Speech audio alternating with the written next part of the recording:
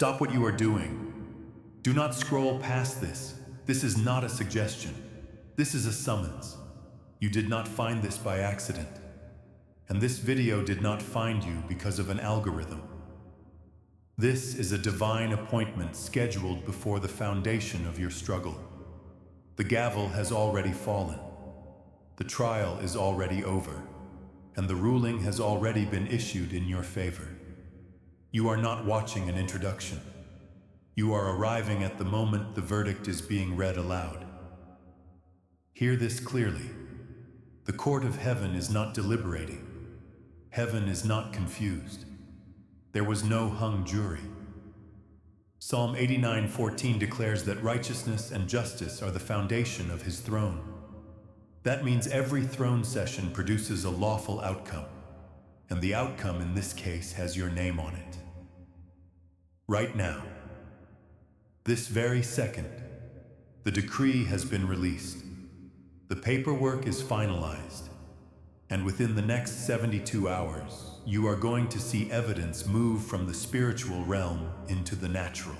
You have been losing sleep, not because you are weak, but because the case has been dragging on too long.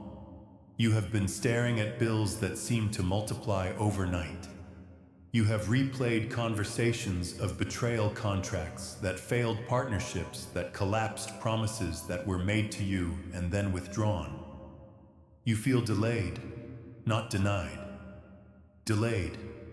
You know there is more, but everything feels held up in processing. Proverbs 13:12 says, "Hope deferred makes the heart sick." That sickness you feel is not depression. It is legal fatigue. You have been in litigation for too long. You questioned yourself. You asked, did I miss it? Did I make the wrong move, but the record shows otherwise? Psalm 37:23 says, "The steps of a righteous person are ordered by the Lord." Ordered. That is legal language, which means your steps were not mistakes. They were exhibits.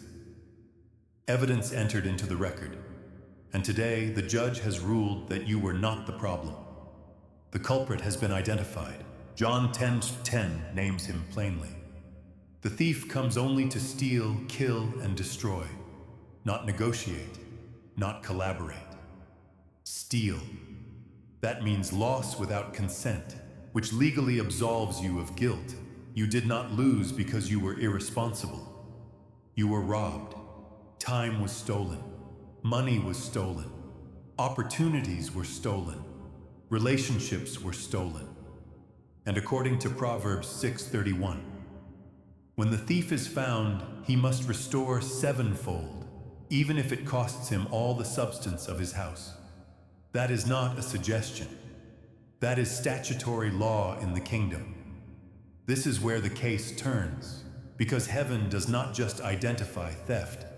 Heaven issues warrants. There is a divine warrant out right now for everything that was taken from you. Every delayed paycheck. Every business idea that stalled. Every year you worked and saw no fruit. Joel 2:25 has been entered into evidence. "I will restore to you the years that the locust has eaten." Notice the language. Not months. Years. This is time restitution. God is not just paying money. He is paying back time. In the natural realm, they talk about recession, inflation, rising interest rates. But the court of heaven does not operate under earthly jurisdiction. Psalm 24:1 states, "The earth is the Lord's and the fullness thereof." That means the judge owns the assets. He is not waiting for the economy to improve. He is authorizing a transfer. A settlement check is being cut in the spirit right now, drawn from heavenly storehouses that do not run dry. Philippians 4:19 is the funding clause. "My God shall supply all your need according to his riches in glory," not according to the market, according to his riches. Hear this. This ruling includes punitive damages, not just replacement. Punitive, meaning the enemy will pay extra for the inconvenience, for the stress, for the nights you cried in silence. for the embarrassment of asking for help when you knew you had more in you.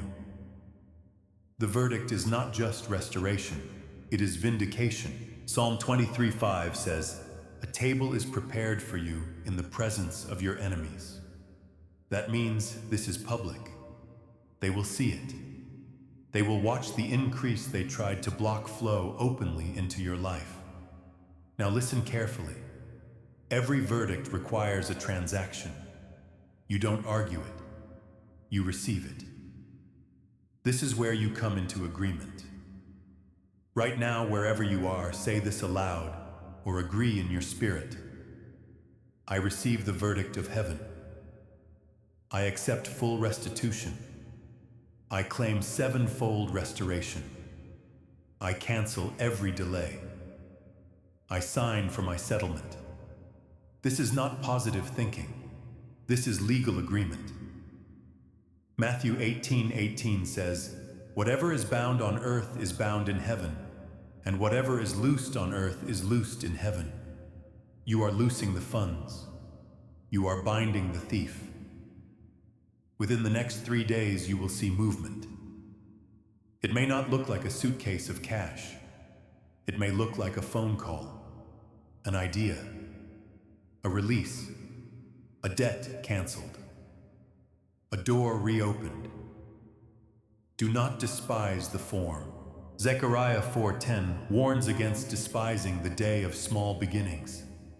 Small beginnings often carry large settlements. Understand this as well. The wealth coming to you is not for indulgence. Deuteronomy 8:18 says God gives you power to get wealth to establish His covenant. You are being positioned as a kingdom financier. Wealth is a weapon in your hands. It funds vision. It feeds cities. It builds what prayer alone cannot. And because of that, the enemy's jurisdiction over your finances is being revoked. Romans 8:33 asks, "Who shall bring a charge against God's elect?" The answer is no one. The case is closed. Now, to seal this verdict, you must sign for it. Type in the comments right now, "I receive my settlement." That is your signature. That is your acknowledgement of receipt. And as you do, you are stationing yourself among the remnant. Subscribe, not as a casual viewer, but as a legal witness to what God is doing in this hour. This station is for winners, for those who understand spiritual law. Be alert. Once a settlement is released, the enemy often attempts a last-minute appeal. That is why you must protect the harvest. There is another word prepared to secure what is coming. Do not ignore it. But for now, we close this session with a final prayer. Father, Judge of all the earth, you who keep records and render righteous judgment, we thank you for the verdict released today. We thank you that the thief has been found and restitution has been ordered. Let the settlement manifest swiftly. Let delays dissolve. Let accounts be credited. Let opportunities accelerate. Restore time. Restore finances. Restore dignity. And let your servant walk in abundance, not for pride, but for purpose. We declare the case closed. In Jesus' name, Amen.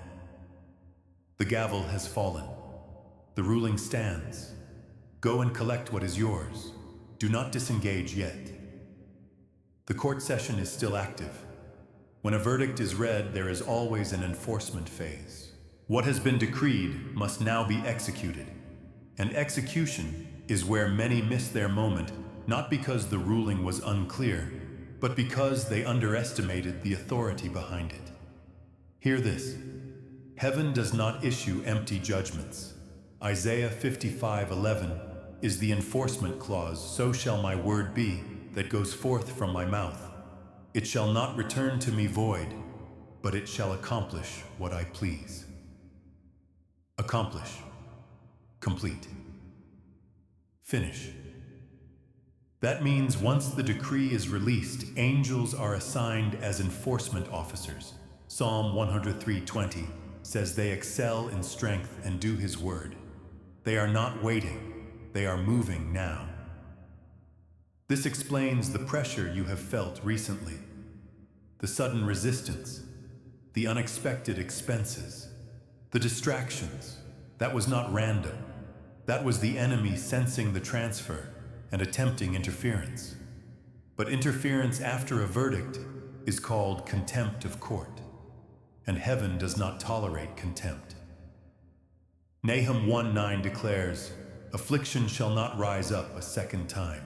No retrial, no appeal, no double jeopardy.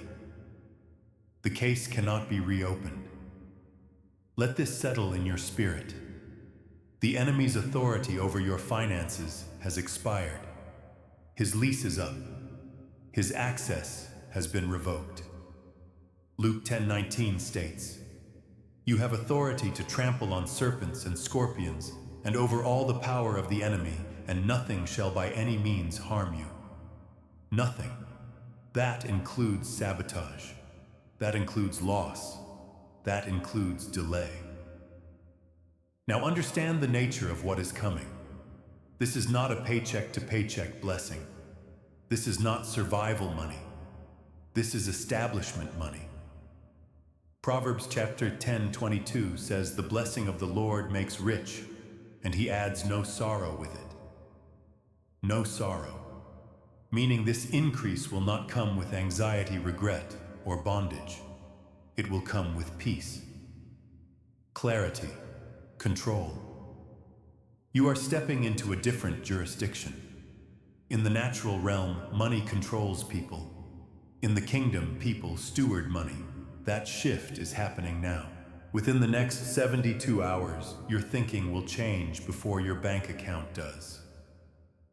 That is intentional, because God does not pour increase into an old mindset. Romans 12:2 says you are transformed by the renewing of your mind. The mind changes first. The resources follow. Some of what was taken from you will not return in its original form. It will return upgraded. Job 42:10 says the Lord gave Job twice as much as he had before. Double compensation is heaven's precedent, not because Job demanded it, but because justice required it. Justice is not emotional, it is mathematical. Loss was calculated, restoration is calculated, and interest has been added. You may notice names resurfacing, people who dismissed you now reaching out, doors that were shut now opening without explanation. That is the effect of divine favor being reinstated. Psalm 5:12 says the Lord surrounds the righteous with favor as with a shield. Favor is legal access. It allows you to walk into rooms you were previously blocked from. Stay alert. Do not announce everything. Not every witness needs details. Ecclesiastes 3:7 says there is a time to speak and a time to be silent. This season requires wisdom. Let results speak. Let fruit testify. Let the table be prepared quietly, then revealed publicly. If fear tries to rise, shut it down immediately. Fear is an illegal argument.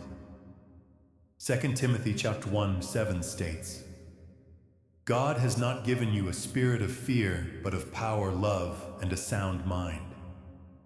Sound mind means stable thinking. No panic, no rushing. Settlements are received calmly. Right now, agree with this final declaration: I am under divine jurisdiction. My finances are protected. My increase is enforced. I walk in peace. I steward abundance. Let that seal the enforcement phase. Remember, this is not about luck. This is not about timing the market. This is about a judge who rules with precision and keeps perfect records. Malachi 3:16 speaks of a book of remembrance written before him for those who fear the Lord. Your faith, your patience, your obedience, all recorded, nothing forgotten. Stay connected. Stay aligned and watch closely. Because what was invisible yesterday will be undeniable very soon. The verdict stands, the enforcement is active, and your season of scraping by has officially ended.